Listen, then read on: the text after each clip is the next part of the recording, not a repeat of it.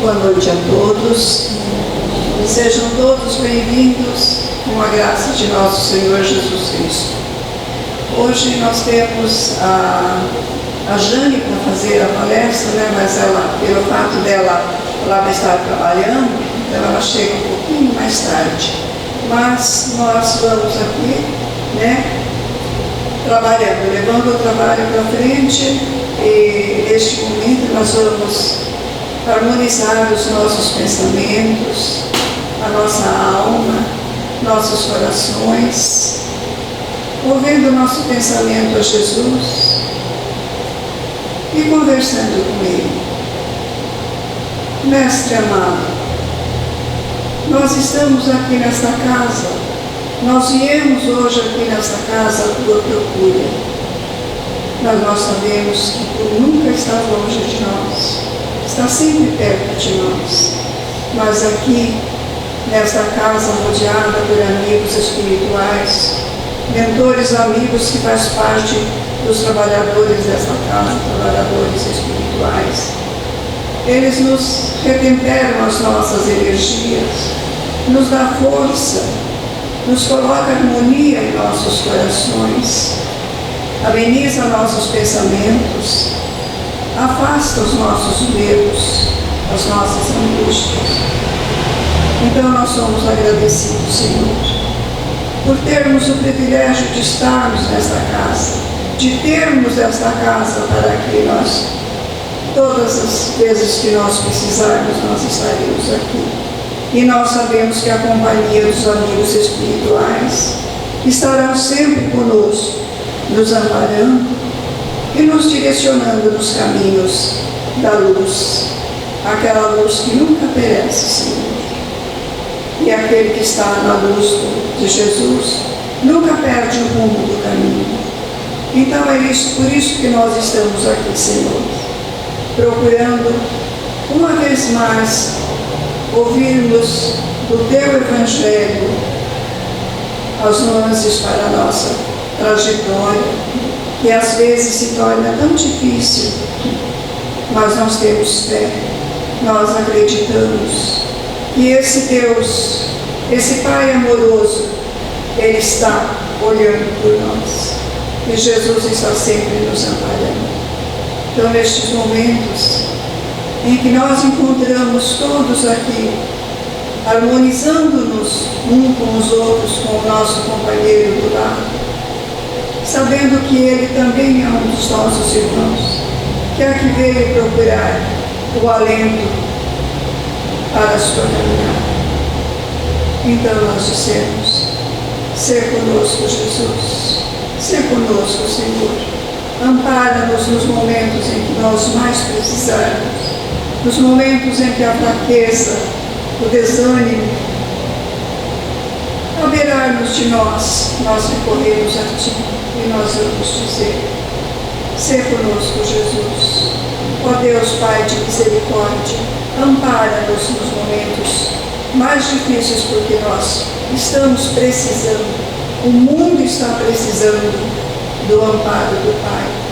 Que nós não venhamos a perder o endereço de Deus, nunca. Que nós possamos caminhar nesses caminhos que Jesus veio nos ensinar, e que nós possamos acender essa candeia que Ele falou na sua palavra, para que iluminemos nosso caminho e ajudemos o nosso companheiro de caminhada também. Abençoa-nos, ó Senhor, hoje e sempre. Ser conosco, Mestre amado, hoje e sempre. E assim seja.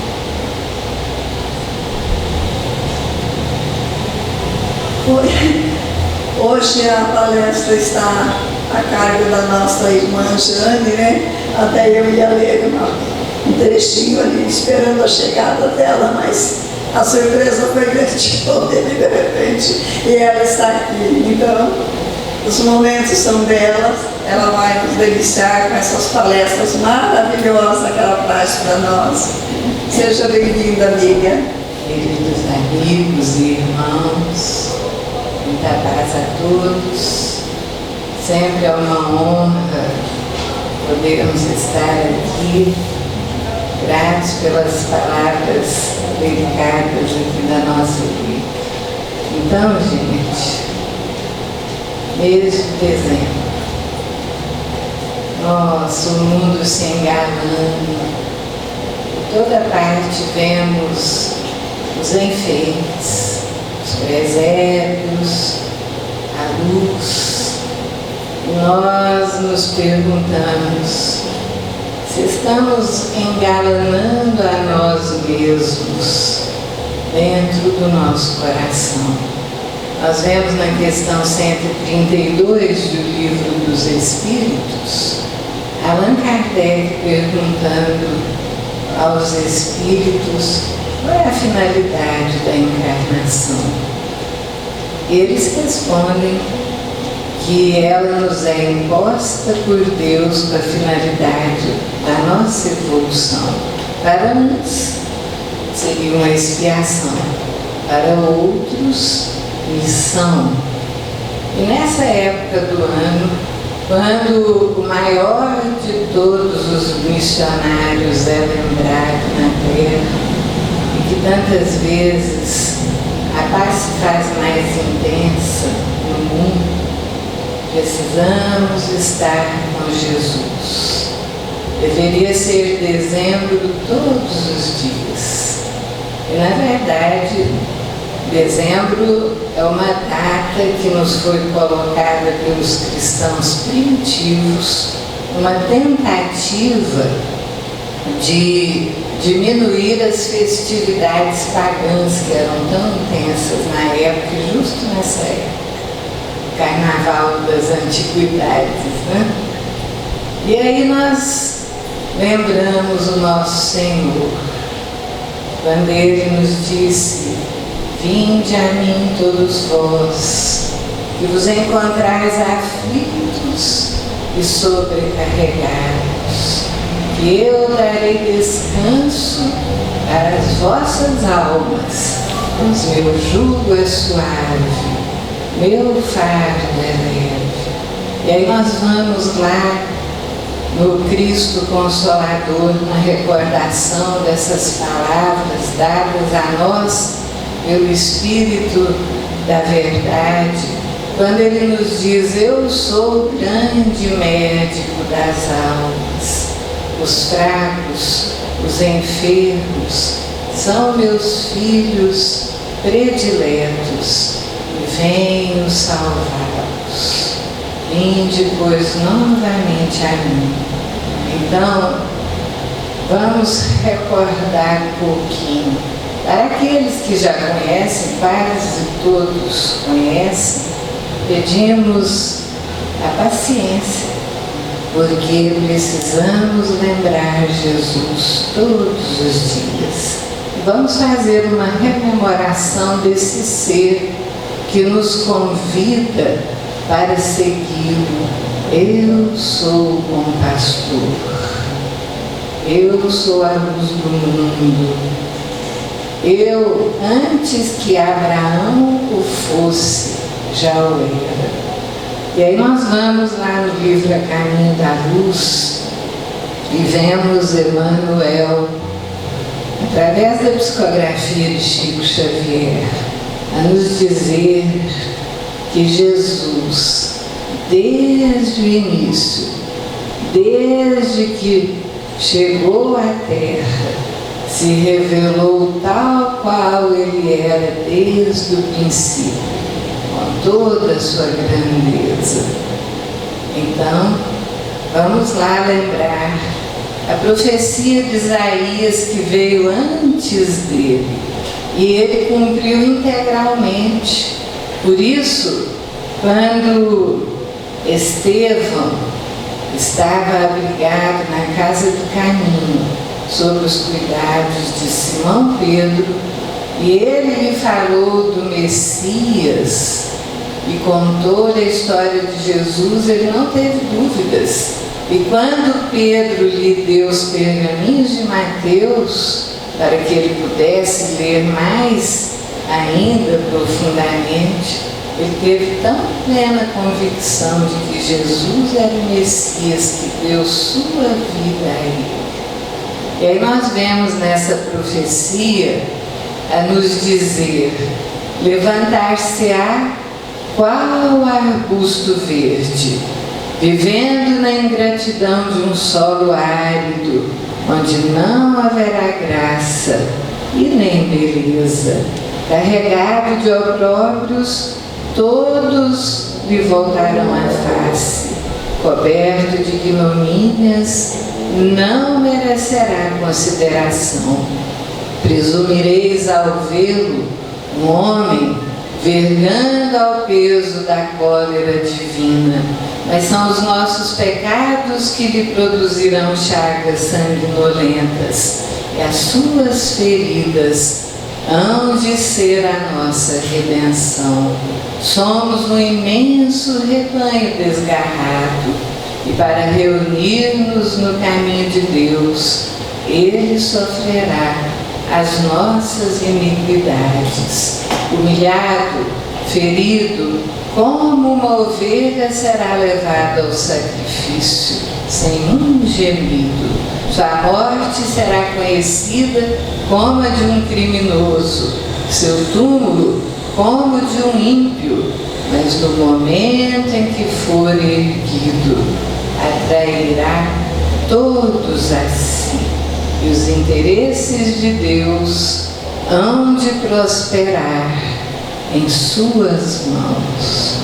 Quem conhece a história de Jesus vê essa narrativa de Isaías cerca de 500 anos antes, com toda a possibilidade da veracidade e com tudo aquilo que Jesus depois fez questão de cumprir, para que quem conhecesse o Velho Testamento e soubesse dessas profecias e soubesse da sua vida como Jesus, teria certeza que ele era o Messias. E aí nós vamos vendo quando João, o evangelista, diz que as trevas quiseram ofuscar a luz, tentaram destruí-la, mas não o conseguiram.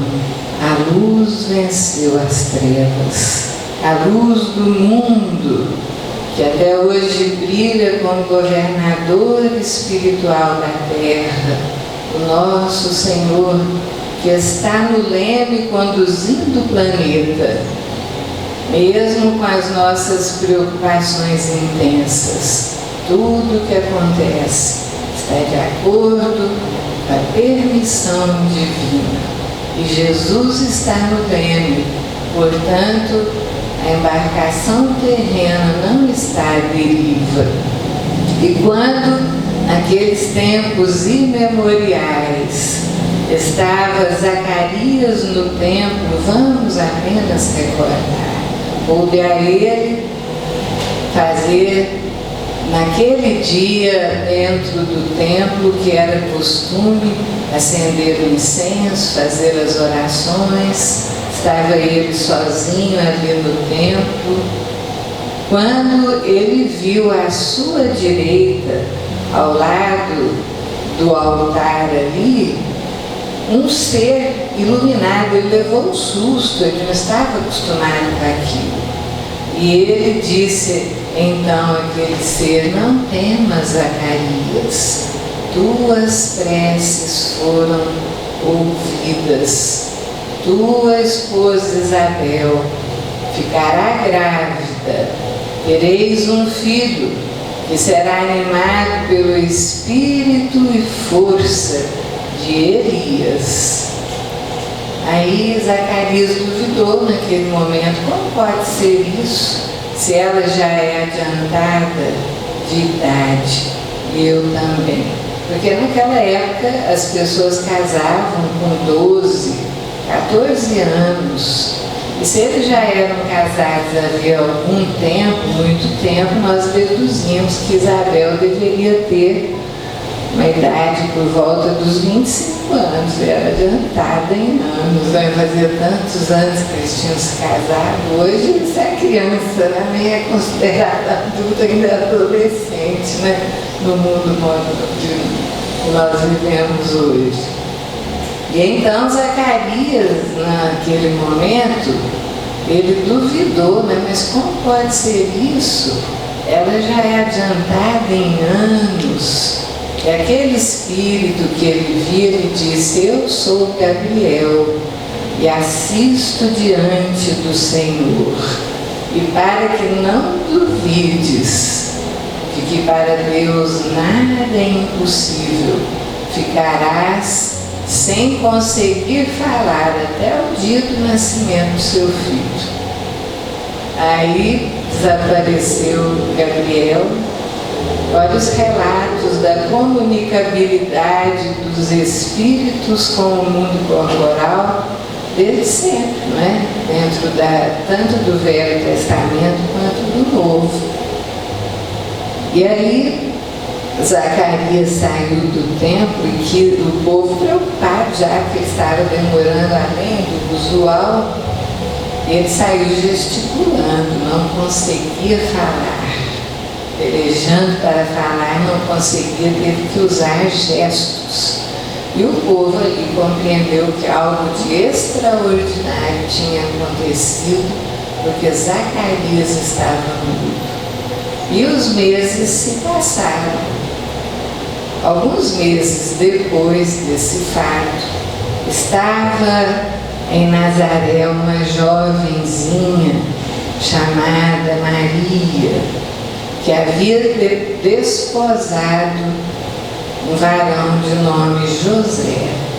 E eles ainda não coabitavam, porque naquela época era comum, quando se casavam, às vezes ficavam um ano ainda morando com os pais antes de morarem juntos. E ela costumava fazer as suas preces no entardecer, quando o sol se punha.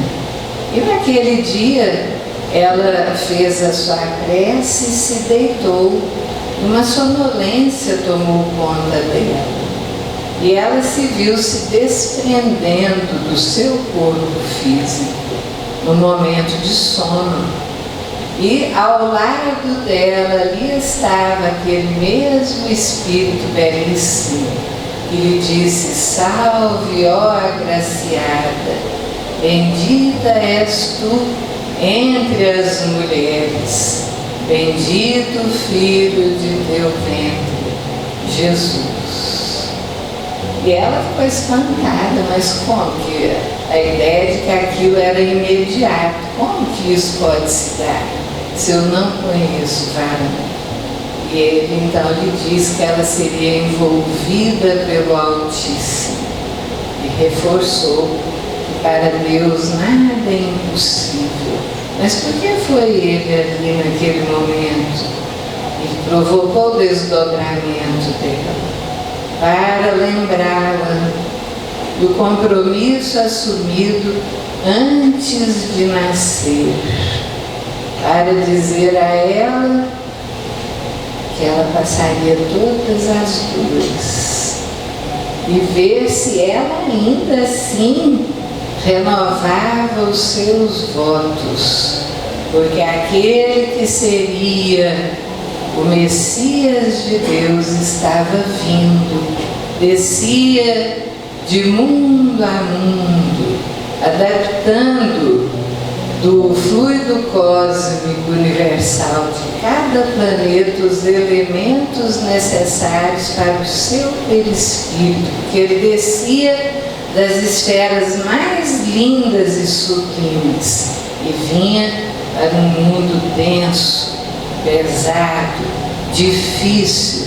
Seu espírito era luz, pura luz do mundo de felicidade eterna. O espírito de primeira classe, que no livro dos Espíritos nos é colocado como aqueles que já alcançaram a perfeição e estão em comunhão com Deus, e são aqueles que a matéria não consegue provocar neles nenhuma situação.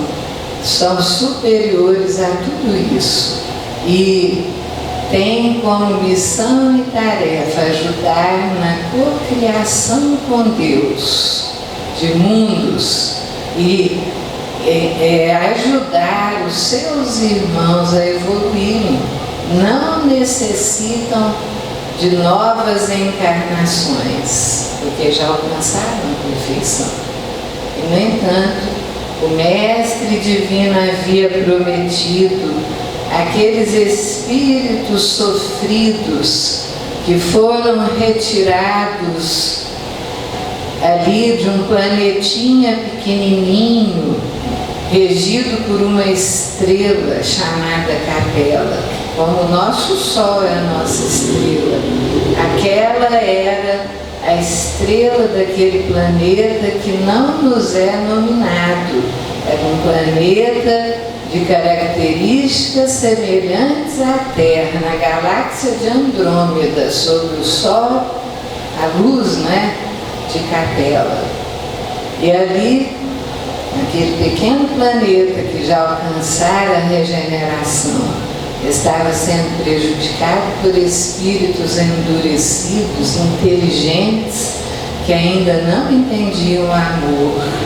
Foram eles dali retirados e chegaram em posição de sentirem-se humilhados perante a grandeza do Mestre.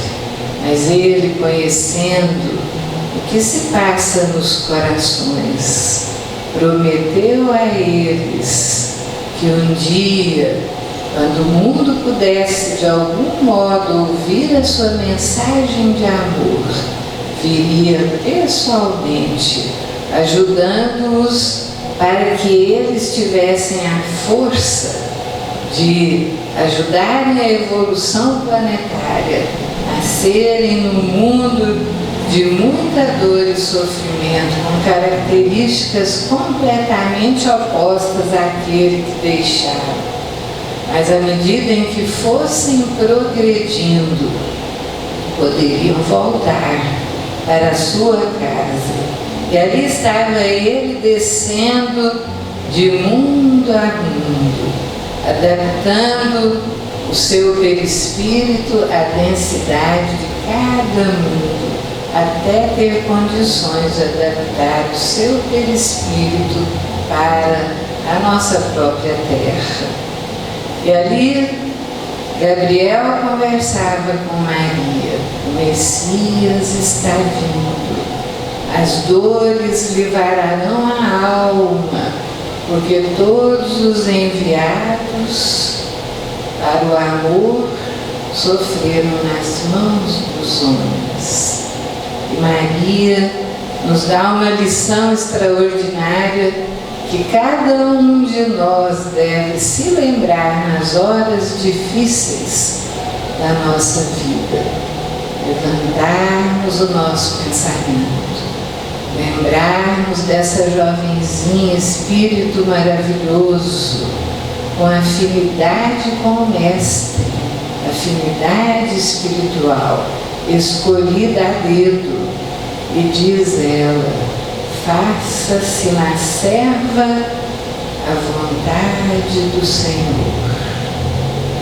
Um exemplo para todos nós, que nós nos coloquemos na posição de servos, lembrando Jesus quando ele nos disse que aquele que quiser ser o maior, seja o menor, o servo de todos, dando-nos ele mesmo o exemplo quando naquela última ceia com os seus amigos, cingido da roupa mais humilde daquela época, era a vestimenta dos escravos e dos servos mais humildes, uma simples toalha amarrada em volta da cintura, numa tentativa de demonstrar aos seus discípulos que o maior é o que faz menor.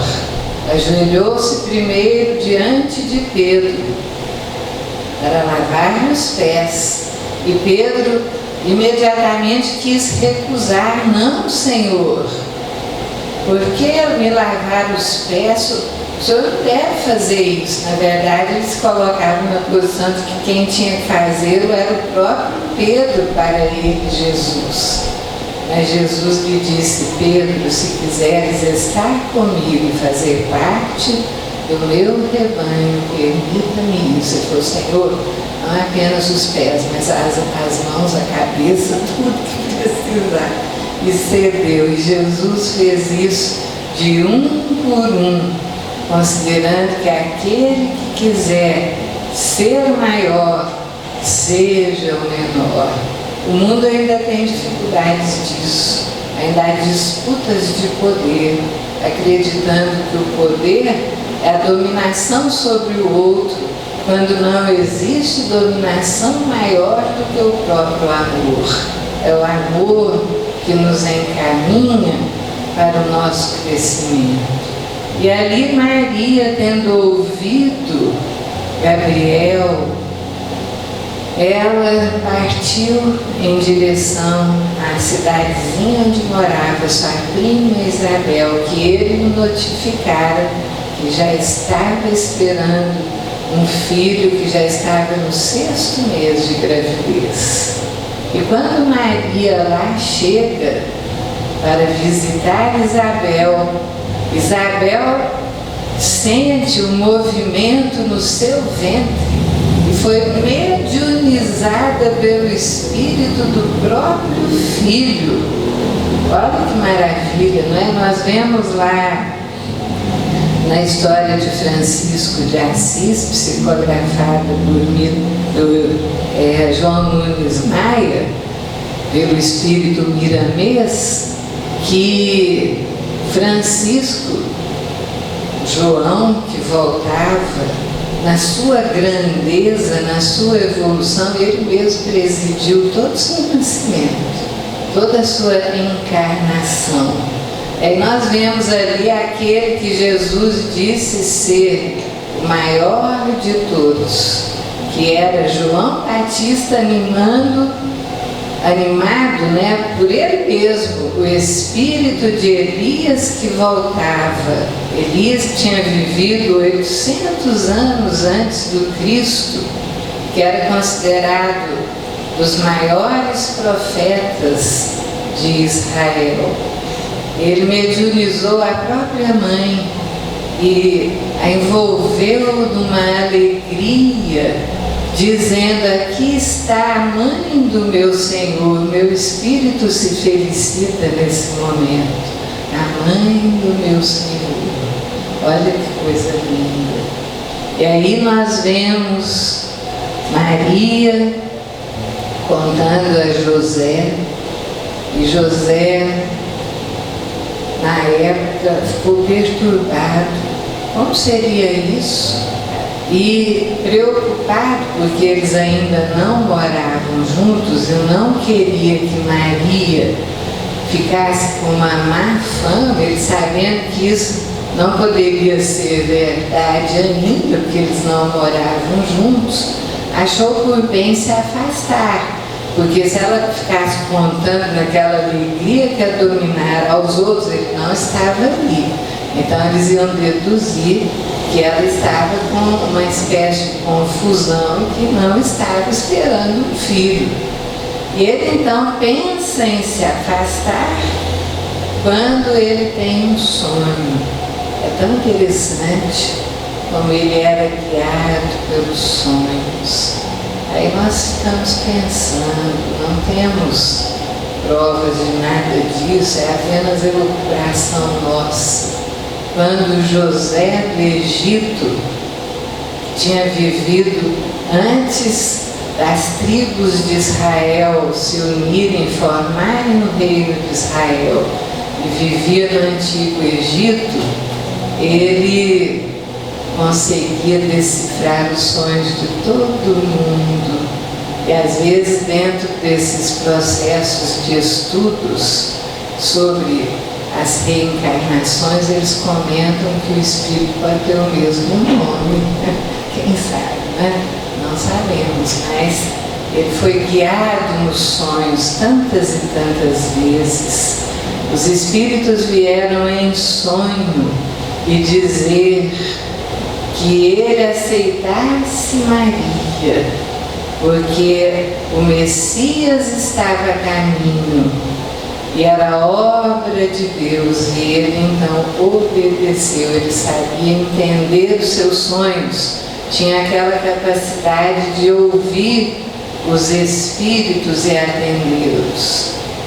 E quando Maria, grávida, já quase na época do nascimento do Mestre, eles recebem a notícia de que era necessário um censo romano, que os hebreus deveriam se dirigir à cidade dos seus antepassados, para que fossem contados por Roma, que queria cobrar os impostos mais devidamente.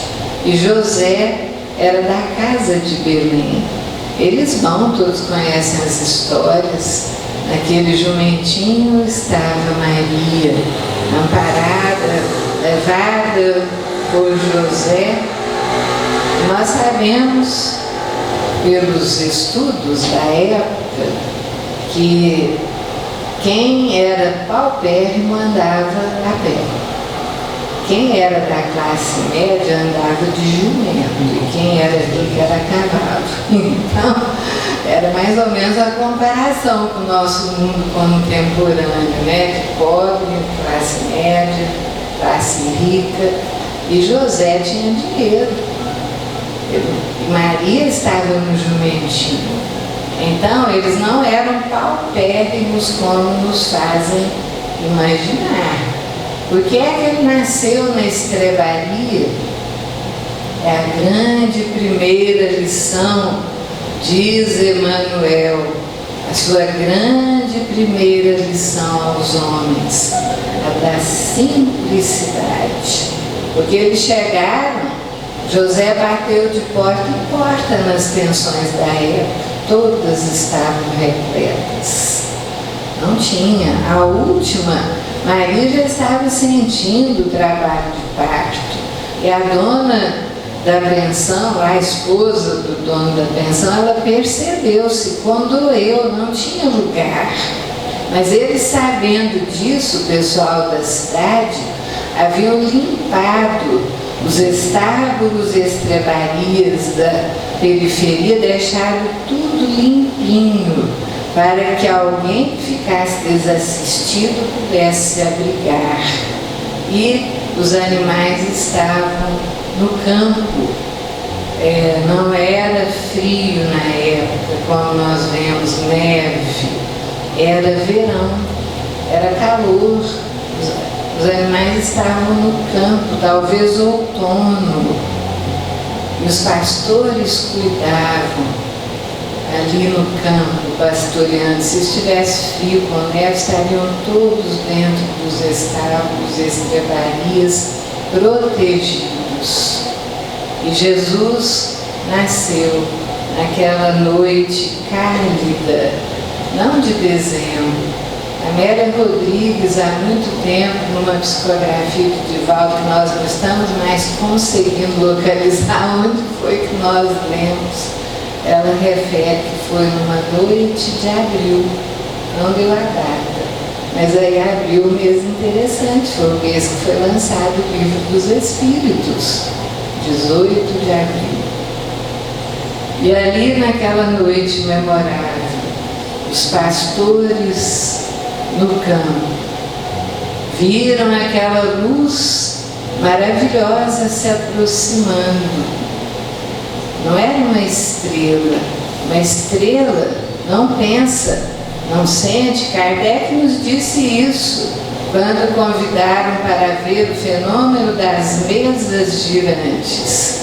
E ele colocou que, a menos que lhe provassem que uma mesa tinha músculos para se mover e inteligência, que ele não acreditaria naquilo. Foi somente tempos depois que ele resolveu analisar aquele fenômeno. A estrela não pensava para indicar o caminho, era um conglomerado de espíritos elevados como Gabriel, que vinham saudar a nova era da humanidade, a luz que descia, o clarão que iluminou a terra naquela noite.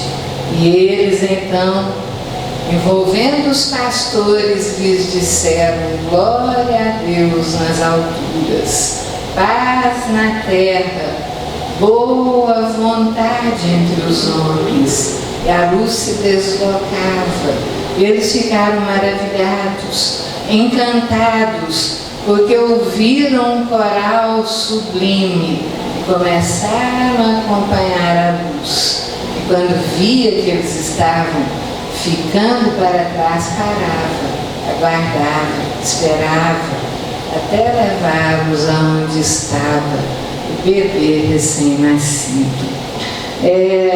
Uma alusão sobre isso nós vemos no livro psicografado pelo Divaldo, do Manuel Filomeno de Miranda, se nós não nos enganamos, Entre a Terra e o Céu.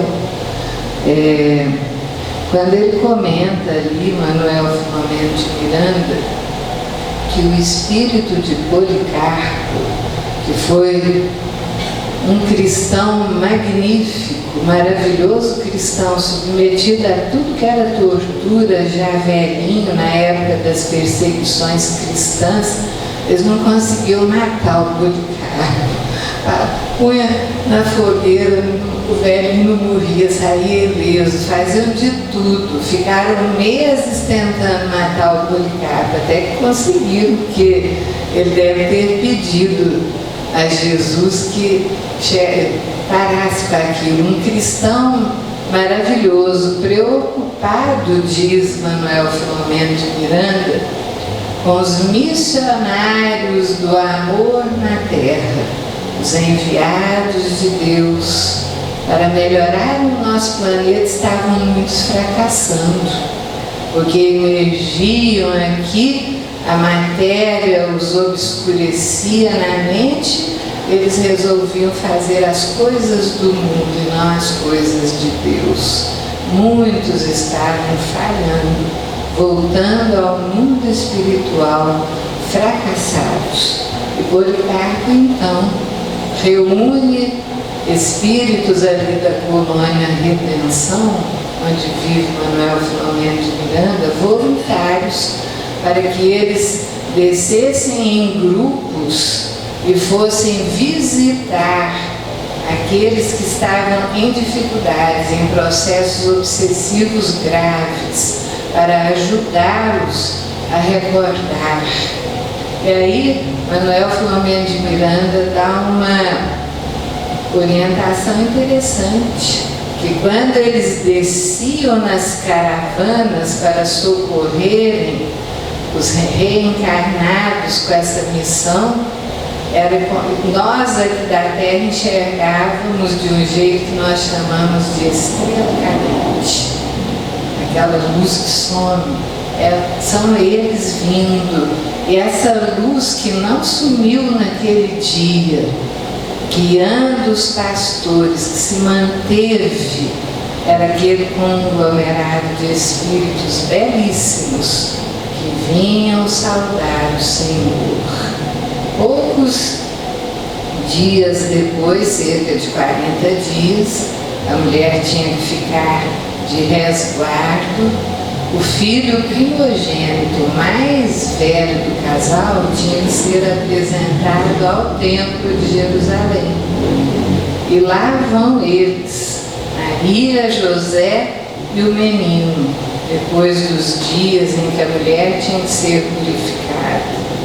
E chegando lá, os essênios já sabiam, porque consta que José era essênio.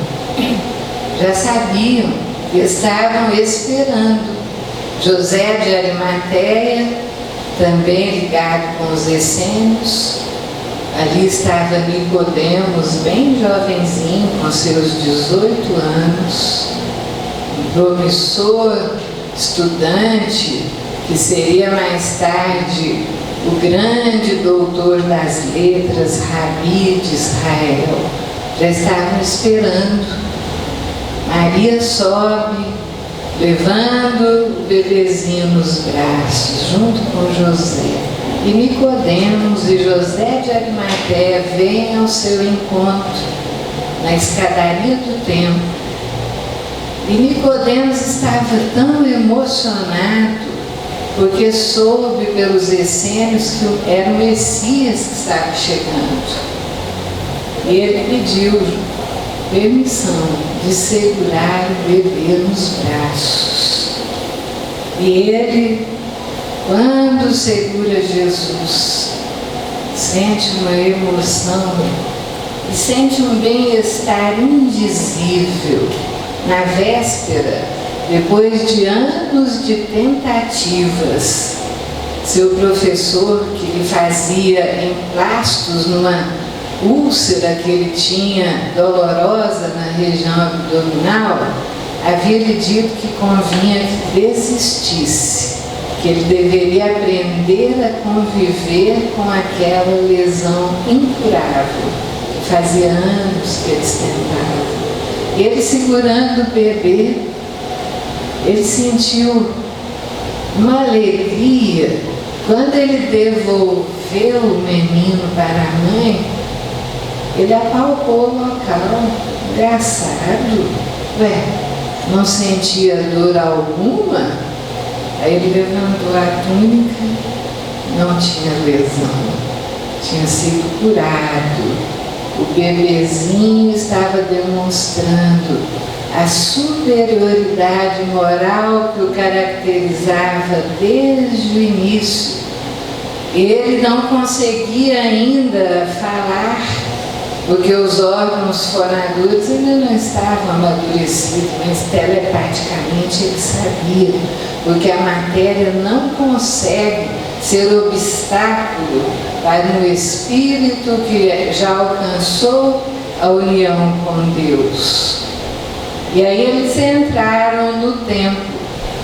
E no templo havia um homem de idade adiantada, Simeão, que era muito respeitado, justo diante do Senhor. E ele havia sido avisado pelo seu mentor que ele não partiria do mundo sem que ele visse o Salvador. E todos os dias ele ia ao templo, pegava os nenenzinhos no colo, querendo sentir os homens primogênitos. E naquele dia ele foi avisado: vá hoje, porque o Messias está lá. E quando ele entrou, ele foi direto onde estava Maria. Poderia haver outros bebezinhos ali na mesma situação, porque o primogênito tinha que ser anunciado no templo. Ele foi aonde estava Maria, pediu permissão para segurar o bebê, emocionado.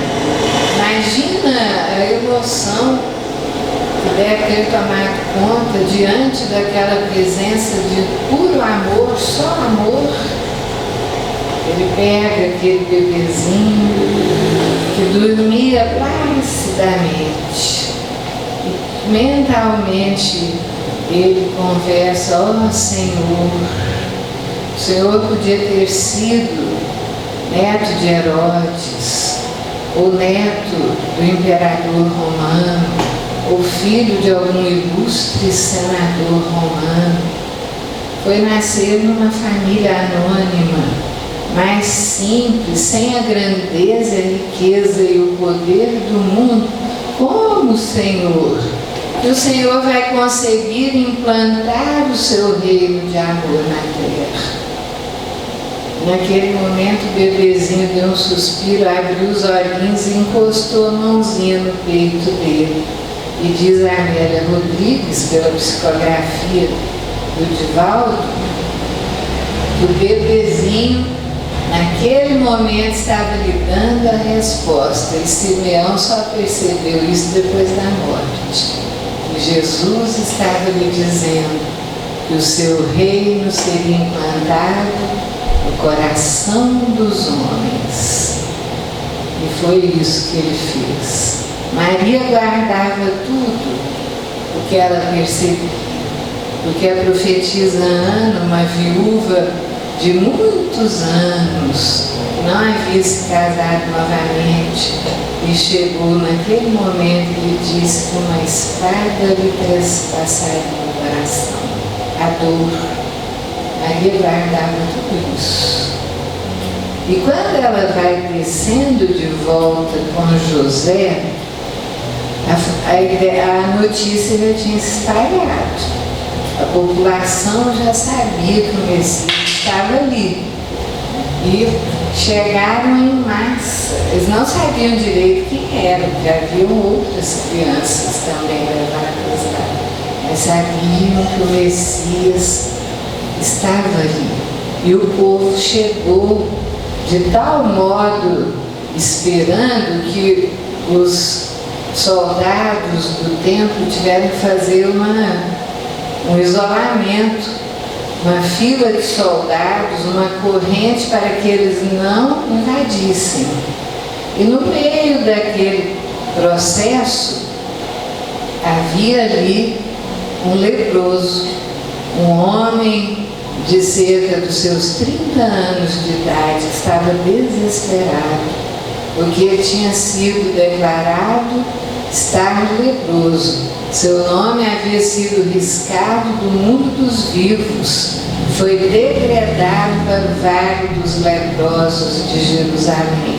Mas ele tinha filhos pequenos, a esposa, ele no desespero, quem vai cuidar deles? Eles vão passar fome, vão ficar sem auxílio. Ouviu dizer que o Messias estava ali, que tinha nascido, então ele arriscou tudo, foi lá no meio da multidão, mas não conseguia varar aquele cordão de isolamento.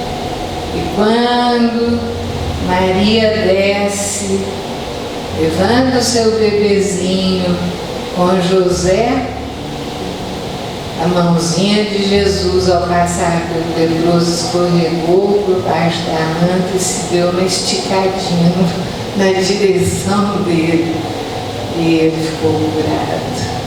Então são tantos os relatos. Maria deve ter visto coisas maravilhosas, e José avisado, porque as trevas desejavam destruir a luz.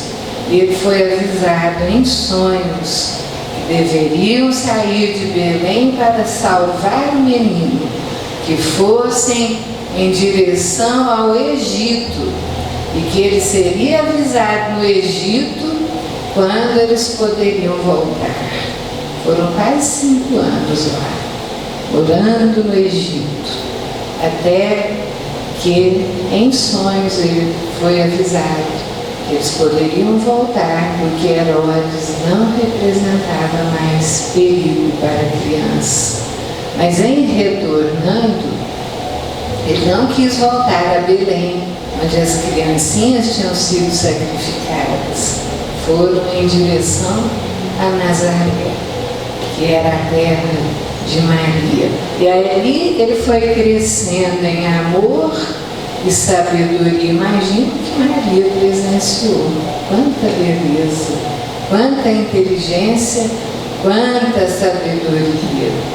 Porque quando ele tinha já seus 12 anos e foram ao templo visitar, ele deixou o pessoal do templo, os doutores da lei, impressionados com a sua inteligência, a ponto de Eliezer, um dos doutores da lei que lá se encontrava, chegar em direção a Maria e José, falar da inteligência extraordinária do menino, que ele se oferecia a custear os estudos em Alexandria, que era o maior centro intelectual da época, no Egito. Eles respeitavam tanto Jesus, o menino de 12 anos ficou quieto. Ele não abriu a boca, então eles pediram um tempo para pensar. E nisso Maria conta no livro Boa Nova para sua prima Isabel que ela não conseguia dormir de preocupação. O que seria do menino? Como ajudar para que ele pudesse fazer o trabalho com a sua inteligência, com a sua capacidade? Ela não dormia. E Jesus um dia lhe chamou e diz: mãe, por que te preocupas? Acaso não estarei demonstrando a minha comunhão com o Pai que está nos céus? E ela então lhe disse das preocupações. E ele simplesmente lhe solicitou que a partir daquele dia ele desejava se aprofundar mais nos serviços de carpintaria que José lhe havia introduzido. Ela disse então que a alegria tomou conta da casa, que ele fazia com simplicidade o seu trabalho e ele era aquele que os ensinava. E assim Jesus foi crescendo em amor e sabedoria, até que veio a época certa, o momento. Estando ele na direção do Rio Jordão, chegou até o rio, seu primo João Batista estava batizando. E ele entra nas águas daquele rio para submeter-se ao batismo que era comum ali a todos. E quando João o vê, porque eles não se viam há algum tempo, mas estavam sempre um ligado com o outro, ele fala: Senhor, mas não sou eu que devo batizá-lo. Ele fala: cumpra o que é determinado para que as profecias sejam todas respeitadas. E ele então é mergulhado na água, e quando ele sai, aqueles que lá estavam viram uma luz, como se uma forma de pomba descesse sobre ele, escutaram uma voz: esse é o meu filho amado, em quem me comprazo. E no outro dia, João, estando reunido com aqueles que o seguiam, estavam presentes ali André e João, o jovem João, que seria o discípulo mais novo de Jesus. E quando Jesus passava, eis que João apontou: eis ali o Cordeiro do Senhor. E eles imediatamente se levantaram e foram acompanhando Jesus. E Jesus se virou e perguntou-lhes o que desejavam. E ele: Senhor, onde estás? Onde moras? E Jesus os levou e foram conversar. E ali eles tiveram plena certeza de que estavam diante do Messias de Deus. André ficou tão encantado, foi chamar Simão Pedro, o seu irmão, dizendo que tinha encontrado o Messias. Mas a incredulidade ainda era grande, porque aparecia muito candidato a Messias na época. E ele então perguntou: mas de onde ele é? É de Nazaré. Mas acaso já saiu algo que prestasse de Nazaré? Mas vamos lá, vai e veja por si mesmo, disse André. E levou até ele Simão Pedro. E eles conversaram, e ele também foi tocado no coração. Aí chamaram Filipe para apresentar Jesus. E quando eles se dirigiam na estrada, houve um momento em que Filipe pediu permissão para ir até uma localidade que ele havia combinado com um amigo seu, Natanael, ou Bartolomeu, estava esperando. E aí eles ficaram aguardando, Filipe foi até onde estava Natanael, que se abrigava do calor debaixo de uma figueira. E ele então lhe disse que tinha encontrado o Messias, que gostaria que ele fosse. E ele então falou, mas de onde que é? Ah, é da região de Nazaré. A mesma coisa, mas saiu alguma vez alguma coisa que prestasse de Nazaré? E Filipe disse, vem e veja por si mesmo. E quando ele chegou diante de Jesus, Jesus lhe disse, eis aí um israelita em quem não há dolo. Quer dizer, corretíssimo. Ele falou, como é que o senhor sabe? Ele falou, antes mesmo que Filipe te visse, eu te vi enquanto estavas debaixo da figueira. Naquele momento, Natanael quase caiu de joelhos, dizendo, Senhor meu. Ele falou, tu crês agora, muito mais coisas um dia verás, quando o Filho do Homem for erguido. Então nós imaginamos que o Natanael na vidência deve ter visto todos aqueles espíritos maravilhosos que vieram receber Jesus depois da sua crucificação. O grande mestre encontrou seus discípulos. Mateus era seu primo. Lá da região de Nazaré, eles já eram desde pequeno muito unidos, tanto que alguns dizem que eles eram chamados de irmãos do Senhor, de tão unidos que eles eram. E quando ele chamou Mateus, o publicano, imediatamente ele se pôs a seguir.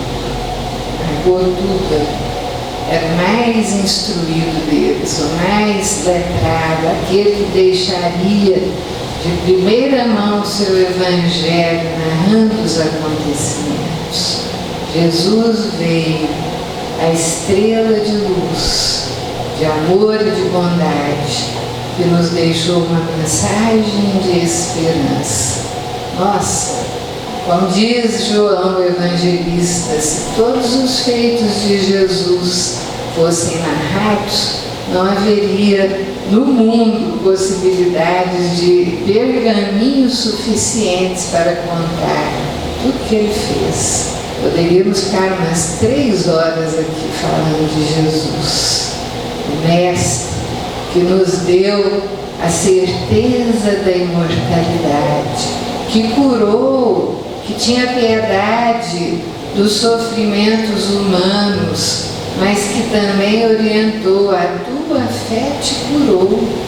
Levantava os caídos, curava os cegos, os leprosos, e nos deu a lição da imortalidade, para que carregássemos conosco a certeza de que o Espírito vive e que o corpo apenas é que sofre a morte. Que maravilha! Todos nós temos conosco esse conhecimento. Por que então nos entristecemos tanto com a morte? Quando vivemos, temos conosco essa certeza. Vamos caminhar levando no coração Jesus, principalmente nessa hora derradeira do mundo de provas e expiações em que nos encontramos, preparando-nos para o mundo de regeneração e amor. A dor campeia na terra e muito mais dores ainda veremos, porque há muito endurecimento ainda nos corações da terra. A dor é remédio que vem despertar.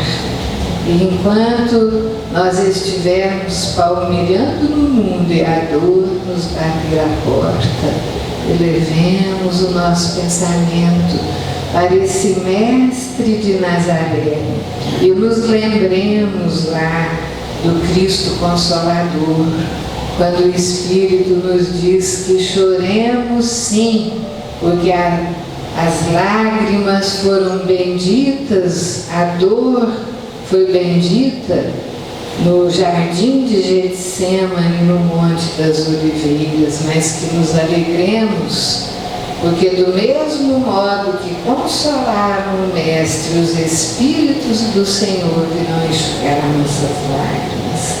Como é bom sabermos disso. Nas horas difíceis estamos amparados. Jesus está conosco, permanece conosco e estará sempre. Nós precisamos permanecer com Ele. Que Deus nos abençoe nesse mês de dezembro, em que o Mestre de amor é lembrado no planeta. E que possamos pensar que tem que ser dezembro em nós todos os dias. Que Jesus esteja conosco todos os dias. Muita paz. Obrigada, Jane. Que viagem, né? Obrigada. Nesse relato emocionante que acho que toca todos nós, lembrei daquela passagem do Chico, que ele estava sempre, né, com muitas pessoas à volta dele, e perguntaram-lhe: nossa, as pessoas gostam tanto de você. Ele falou: não, meu filho, as pessoas têm saudade de Jesus, né? E acho que é isso que a gente sentiu aqui, saudade de Jesus. E a Jane falou em muitos momentos a palavra obediência. Então, o que seríamos de nós se nós não tivéssemos esse referencial que é Jesus? Então, cabe a nós a obediência, assim como Ele foi obediente à sua missão ao Pai, a esses ensinamentos maravilhosos que nos trazem a nossa redenção. Obrigada, Jane. Que Deus Pai abençoe e retribua. Vamos passar para a segunda parte, para o passe. Aqueles que se sintam bem para o trabalho, que se dirijam à Câmara de Passes, permanecendo aqui, que fiquemos também retornando nessa história maravilhosa, sentindo muito mais perto de Jesus, colocando nossos pensamentos e os nossos sentimentos ligados a Ele.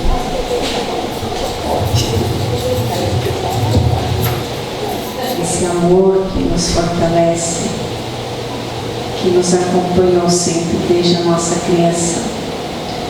Então, pedindo sempre a permissão aos mentores deste trabalho, desta casa, aqueles que dedicam também um tempo para que aqui realizasse mais esse encontro fraterno e cristão.